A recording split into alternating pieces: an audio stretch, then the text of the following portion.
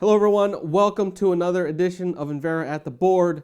Today we're going to talk about permits and process changes. So let's get started. When it comes to permits, permits are issued to a specific process and or piece of equipment. Now, when you prepare a permit application, you're going to have to prepare what's called an engineering evaluation. Within this engineering evaluation, you're going to need to describe the piece of equipment or the process that you're trying to permit. You're going to have to talk about the make and the model. You're going to have to talk about the emissions. You're going to have to talk about the material and process flow. And then you're also going to have to talk about the equipment, as well as some of the concentrations of materials and or chemicals used throughout their process. This is just a short list. But within your engineering evaluation, you need to provide sufficient detail about the piece of equipment or process that you are trying to permit.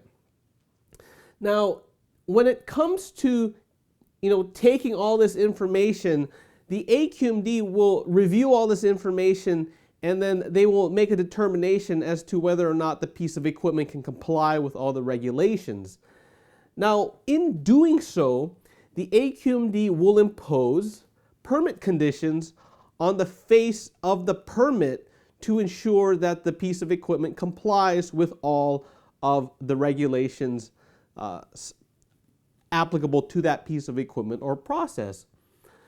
Now, these conditions need to be adhered to at all times, and these conditions will be enforced by Rule 203, more specifically Rule 203B. Now, a lot of people are, they ask, well, okay, I understand that the AQMD will impose permit conditions on the face of my permit, but how do those permit conditions relate to the information that I submit when I write my permit application, more specifically the engineering evaluation, and then I go ahead and submit that document? So more specifically, how will the conditions impact, or how are the conditions relate to the details submitted in the engineering evaluation? The answer is a little complex, but it's fairly simple at the same time. The way that the AQMD will tie Rule 203 back to the information that you submit in your permit application is that they will impose a condition that says, and this is not the exact wording, but it's something to this effect, that this equipment shall comply with all of the information provided in the permit application. And the language will differ, but it's going to be something along these lines here. So again, the way that the AQMD will tie or relate the information about the piece of equipment or process to a permit condition, and then therefore to Rule 203B, is that they will impose a condition that says that this equipment shall comply with all of the information, or more specifically, this equipment shall operate consistent with all the information provided in the application for which this permit is issued. And that condition will appear on the face of your permit. It appears on almost every single permit coming out of the AQMD. Therefore, because that condition is there, the information that you provide in your engineering evaluation then becomes tied to a permit condition and then thus gets tied to Rule 203. And so the point that I'm trying to make here is that the information that you submit when you apply for your permit application is very important for two reasons. Number one, it's important to communicate that information to the AQMD so that they can process the application. But more importantly, the material or the information that you submit in that permit application is also important because you need to comply with the information, or you need to operate the piece of equipment consistent with the information that you provided in your permit application. And that second piece is subtle, but a lot of people miss it. It's often overlooked. And because of that, it's often a very common cause of problems within environmental compliance program. And we're going to talk about that next. but just know that what you submit or what you tell the district about your application or that piece of equipment and how that piece of equipment will operate is very important when it comes to compliance with Rule 203 and compliance with the overall permit itself. And so that's how, that's how information relates to permit conditions, and then that's how permit conditions relate to 203. But let's talk about what happens when you go through a process change. Now, oftentimes we've experienced cases where a facility will make a process modification to operate that process more efficiently, to conserve materials, to lower raw material costs, to increase yield, to increase product quality. Whatever the case may be, people will modify the process to do any number of things. And that becomes a problem if the process change is contrary to the information that was submitted initially. And so what we have here is that when a process is changed, and then now that process operates contrary to the information provided in the permit application, i.e. back to what was originally said in the engineering evaluation, you could have a problem with Rule 203 because now this equipment is operating contrary to what was initially communicated to the district about this piece of equipment. And therefore, the current process or equipment is operating differently, or it's different than what was originally described. So this is a really big problem because a lot of times manufacturing facilities are very complex. They want to run very efficient, and they're always trying to do improvements. And while improvements are always viewed as being something good and a necessity to just better operate the process, at the same time, if the process is changed in a way that's inconsistent to what was originally communicated to the district, then you could have a problem with Rule 203. And so what we want to do now is we want to talk about 3 ways that you can use, or that 3 tips that you can use to address and prevent sort of this kind of problem, because this type of situation is fairly subtle when it comes to implementing and running an environmental program, but it is very important nonetheless. And so let's go through some of these 3 ways. So, like I said, we're going to talk about the 3 ways to prevent these types of problems when you have process changes. And again, these problems relate to process changes and your permit. So number 1, simply the best way to do it is simply know the information that was previously provided to the AQMD about the process or the piece of equipment that you're operating. So in other words, you want to look through emails. What did you tell the district about this piece of equipment? What sorts of questions did the district have when they were processing that application? You want to know what you told the district. Oftentimes, people cycle through environmental departments, communication gets mixed up. People are not CC'd on emails. They don't even know what's happening. They don't even know that the district called. And we get it. Organizations are very complex. There's so many channels of communication, but to the best you can, you should at least know what was communicated to the district and sort of have a central repository of all the information that was communicated to the district. And it doesn't have to be emails. It could be through letters, phone calls, faxes. It could be anything. And so you want to know what was communicated to the district, outside of the permit application, because oftentimes they'll call you, you'll take a phone call, you'll be busy walking to a meeting or eating a burrito or something, and you may just take care of that matter right then and there, but then you may not log it down somewhere, and then that correspondence gets lost in the mix, especially when you want to go ahead and change the process a few years down the road. So again, look through all the correspondence between your company and the district. Most important, you want to look through old permit applications. You know, when it comes to submitting the information needed for your engineering evaluation, then you want to have all of the past permit applications on hand so that you can review them to know what was said and what was agreed upon, and how what was told, what was communicated to the district in terms of how this piece of equipment or process is going to operate. All of that is going to be in your permit application, and so you want to go ahead and review your permit application when trying to figure out what was communicated to the district in the past. Now, one related to permit applications, like we said, within any organization, people move. There's attrition. People get promoted. People leave. People come in and out. And so sometimes people forget to drop a permit on permit application on a server. They may not keep the data in the central repository within your department.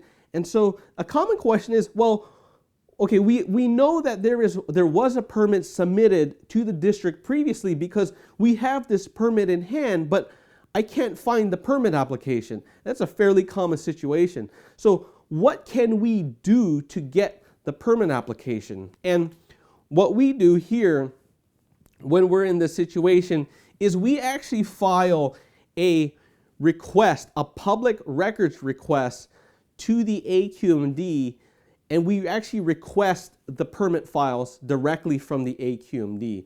And I'll link up the form that you can use to submit a public records request to the AQMD. And what you want to do is when you do this, you want to request the application numbers related to the permit that's in question. This is something that's not talked about a lot, but the AQMD uses a permit number plus an application number, and the permit number rather usually starts with a letter. Depending on the age of the permit, could be A, B, C, could be D, could be F. The permit numbers usually start with a letter.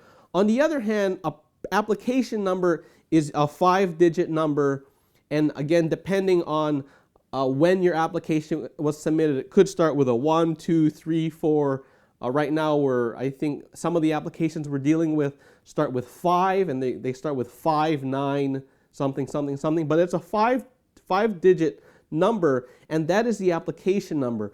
Anytime you reference anything to the AQMD with respect to a permit, you want to reference the application number as opposed to the permit number. And so when you fill out these public records requests, you want to request information related to the app number or the application number, and then all the files stored at the district are tracked using an app number. And then what will happen is that the folks in the public records department will go over to the district's database, pull that file, scan it, and then they will send you an email with all the information related to that one permit.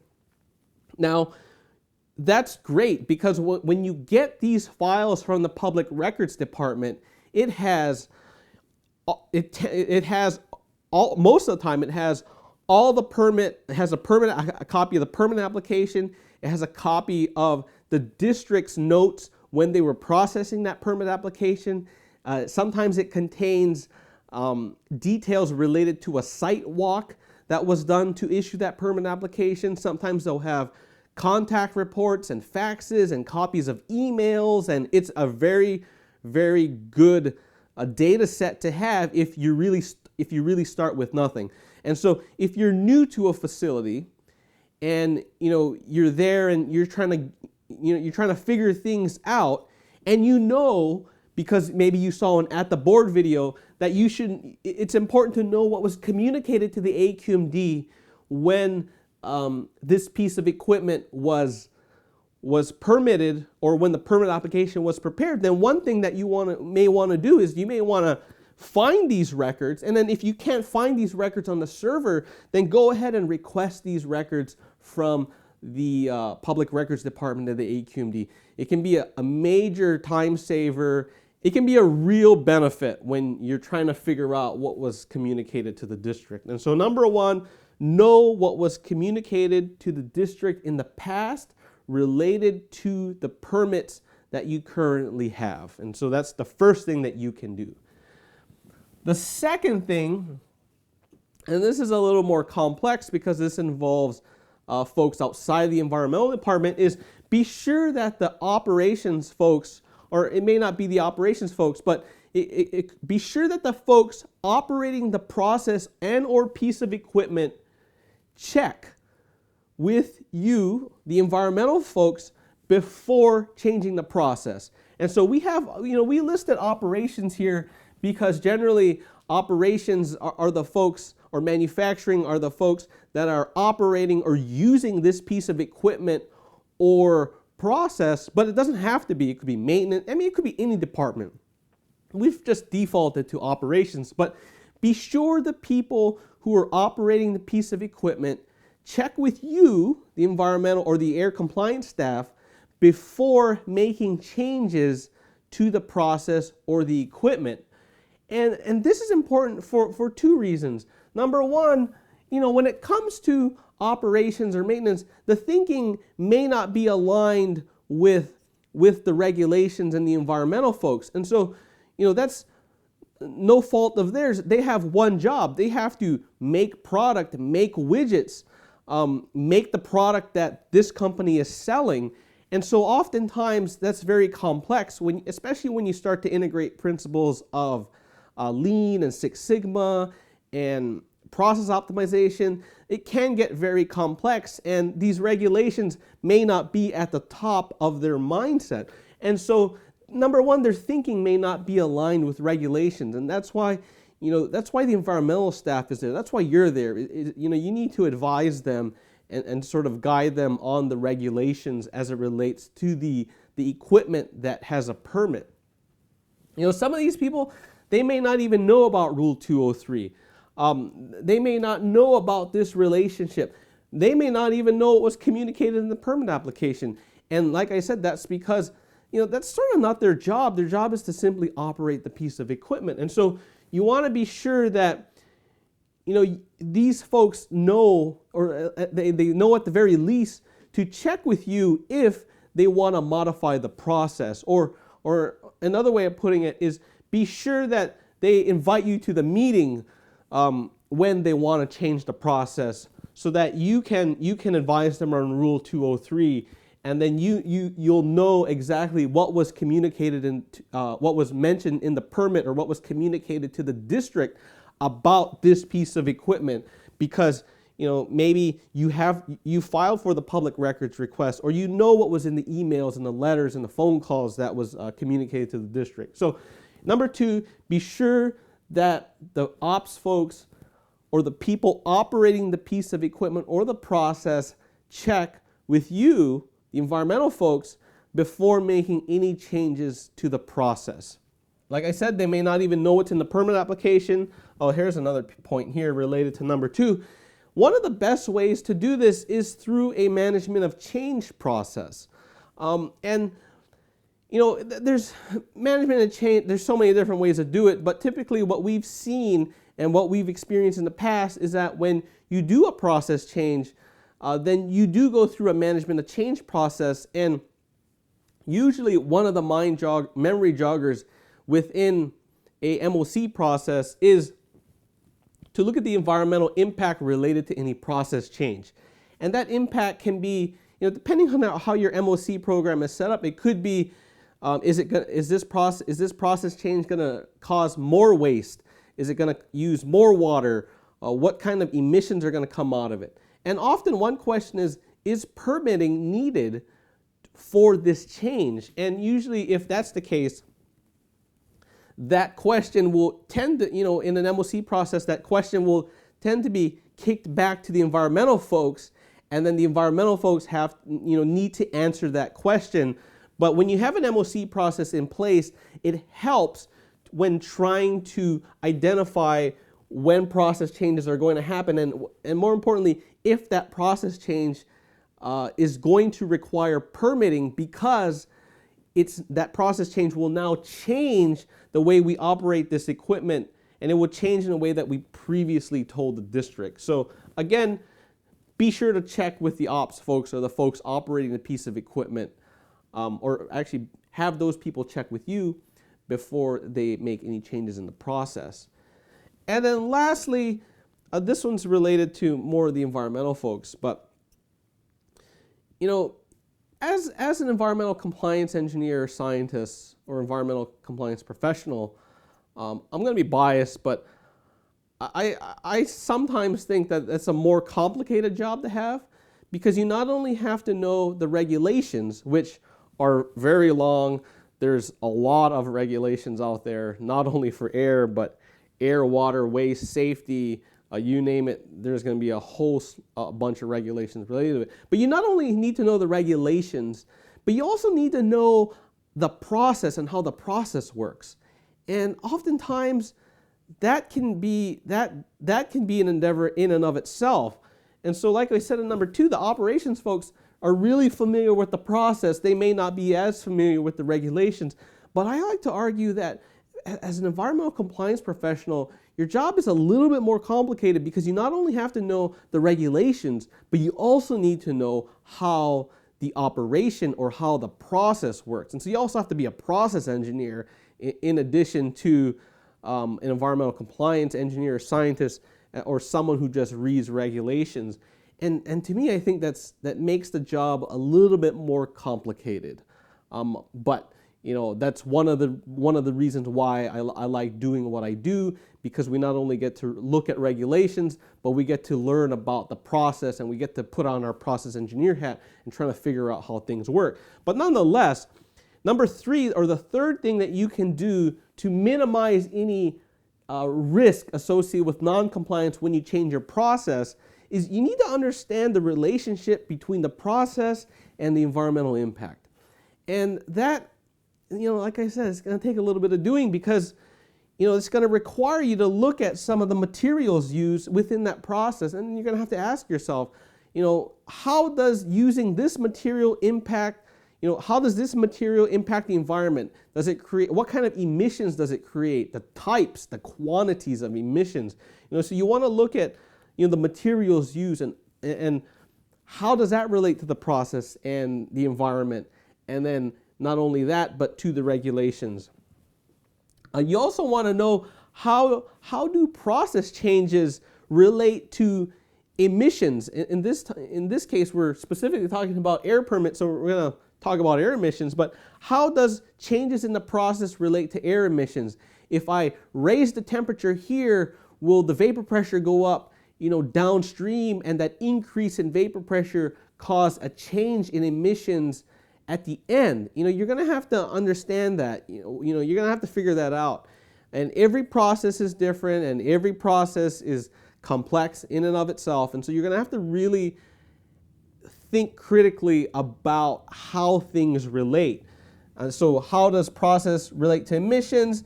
Maybe, like we said, temperature. If temperature changes or temperature increases, that could relate to more emissions. If we change the concentration of materials used within a process, that could relate, or that could result in increase of emissions. Sometimes the processing time can increase emissions. And a lot of this, to someone who just shows up at a facility, someone who is new to a facility, this may be really difficult to understand. But as we've seen, the environmental department cuts across, it can deal with all departments within an organization. And oftentimes, there's so many different conversations that you can have. You could be talking to the ops manager, and he or she may say, well, we're thinking of changing the temperature on line 43 to improve product quality, and we're going to go from 20 to 50, and then we're going to use more of this material. It has a higher vapor pressure. And so as an environmental professional, you need to be processing all the information and then ask questions about how that change relates to the environmental impact, in this case, the air emissions. That's an example with the ops manager. If you're just talking to a process engineer over a cup of coffee, then he or she may say something in passing, like, hey, he or she may just be complaining, like, I just went to this meeting and we got to improve product quality. And so we're kicking around this idea of changing the concentration of material from 90 to 99%, and it's going to do X, Y, and Z. And, as an environmental professional, you need to be aware of how the process and the environmental impacts relate, so that when you hear or when you're involved with these conversations, it doesn't matter if it's in a formal meeting room, in the hallway, in the parking lot, in the elevator, in the lunchroom, that you can make a note that's to yourself saying that, well, I talked to John and he said that they're thinking of increasing the temperature. Well, I know, because I requested the files from the AQMD, that the process temperature was noted at 50, but now they want to go to 70 because they want to increase the yield by 2 percentage points. Okay, well, if they operate at 70, then I think that's going to need a process change. And so when you're able to think like that, then you're on a much better road, or you're on a much better path as compared to someone who isn't aware of this entire relationship, and more specifically the relationship of what you tell the district and then how the district enforces what you told them through Rule 203. They may not be aware of that, but because you're watching this video, you're aware of it now.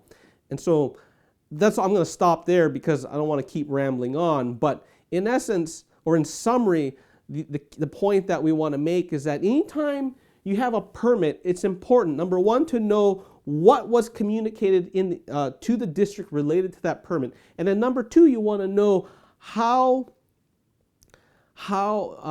if there is a process change that's lined up or that's talked about, how will that process change impact the permit? And more importantly, how will that process change impact the information previously communicated to the district? Sometimes you may need to file a permit modification to do the process change. And especially when we've talked about some of the timing involved with getting a permit done, the ops folks or whoever's the project manager leading the project, they need to know about these process changes. And so, more specifically, they need to know the timeline associated with these process changes and then getting the permits. And so we'll leave it as that.